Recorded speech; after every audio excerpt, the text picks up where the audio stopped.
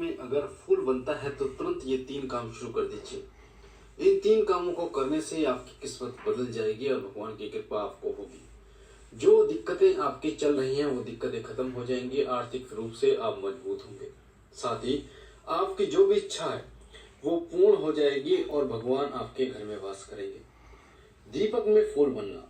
दीपक में फूल कब बनता है और क्यों बनता है? देखिए, जब भगवान आपको कुछ संकेत देते हैं, खास तौर पर आपकी पूजा स्वीकार होने के, तब आपके दीपक में फूल बनते हैं। वैसे तो भगवान आपको कई प्रकार से संकेत देते हैं जिन्हें आप समझते भी हैं और ना भी समझते हैं।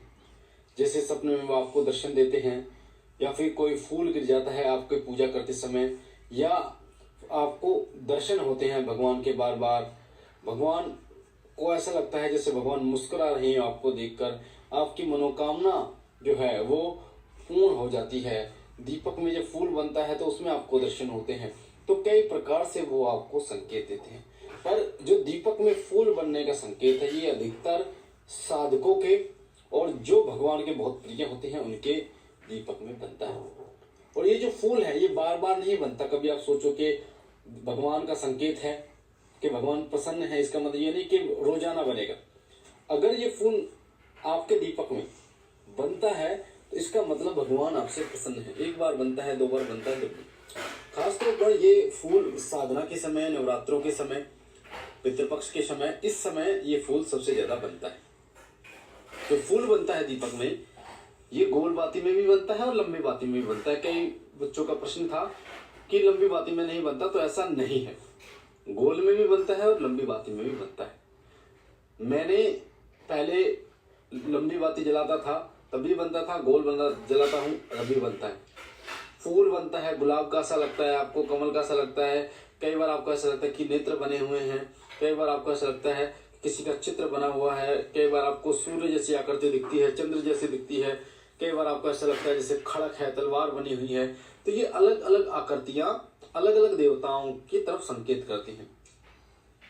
जैसे अगर पुष्प बनता है तो माता रानी की सेवा अगर आप करते हैं तो अधिकतर पुष्प बनता है, और अगर खड़क बनता है तो माता काली की अगर पूजा करते हैं तो आपके खड़क बनता है।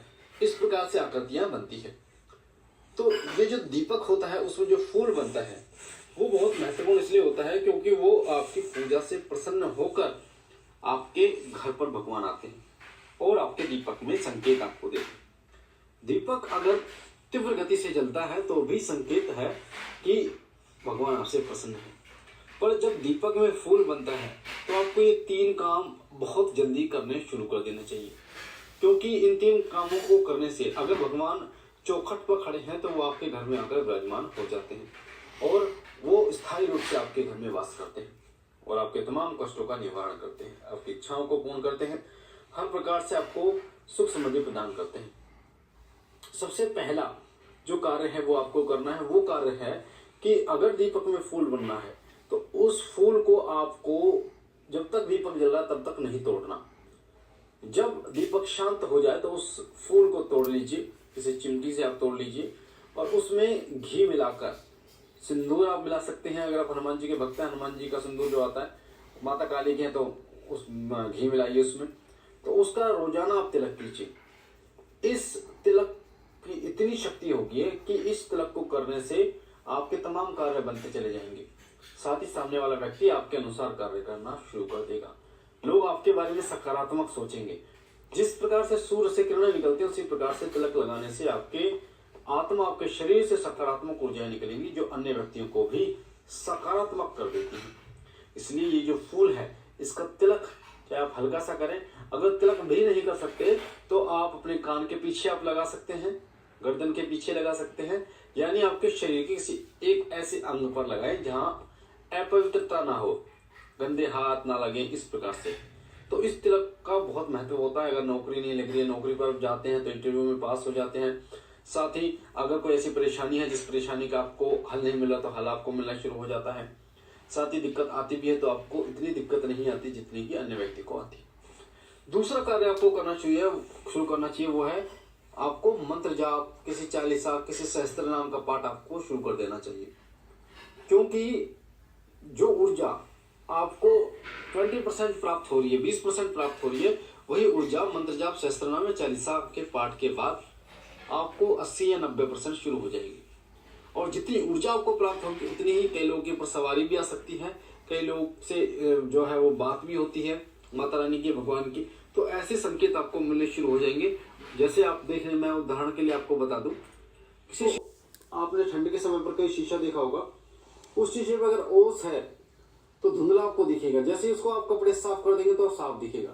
तो जब आपको फूल में संकेत मिलता है तो वो ओस मान लीजिए, और जब आप मंत्र जाप शुरू कर देते तो साफ दिखता है, यानी कि उनके अनुभव आपको साफ साफ होने शुरू हो जाते हैं, आप उनको महसूस कर पाते हैं कि वो हैं इस प्रकार से।